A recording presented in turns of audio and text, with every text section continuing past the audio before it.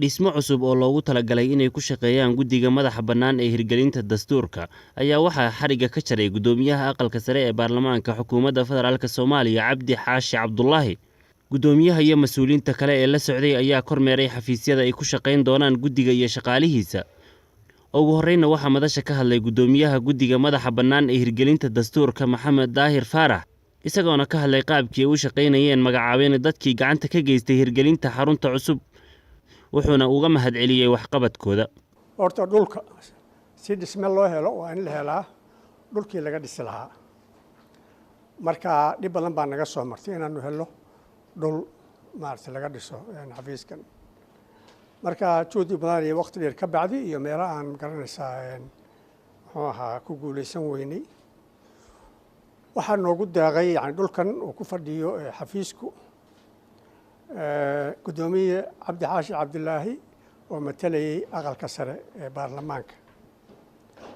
Marka Gudoomiye Cabdi Xaashi iyo guddoonkooda iyo aqalka sare arrintaas waxaan uga haynaa abaal weyn iyo mahadcelin aan la koobi. waxay noo tahay runtii anigoo ka wakiila guddiga la socodka hirgelinta iyo dastuurka ee baarlamaanka federaalka Soomaaliya.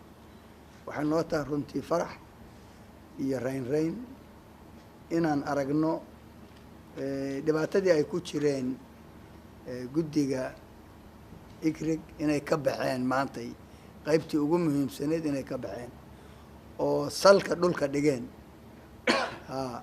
يعني هذا سلك دول كده runtii waxaan aad inaan ugu mahadin rabaa mudane Cabdi Xaashi oo oday Soomaaliyeed ah shalayna markaan annaga iskhilaafsaneen ninkii gulliga u noqday buu ahaa inaan heshiino isaga iyo madaxweynaha iyo prime ministerka ninkii wuxuu ahaa haddana volunteer ahaan u siiyey guddiga hooy ay ku shaqeeyaan iyagoo aanan mushaarna qaadanaynin waxna haysanin kabacdina dhul siiyey. Marka dastuurka markii la soo dhameystiro waxaan qabaa guddiga ICRIC iyo dowladaba inay ku mahadisaa gudoomiyaha shaqadaas. Ugu dambeynna waxaa goobta ka hadlay Gudoomiyaha Golaha Aqalka Sare ee Xukuumadda Federaalka Soomaaliya, wuxuuna tilmaamay inay hirgeliyeen qodobo muhiim u ah qaabkii uu u shaqeyn lahaa guddiga.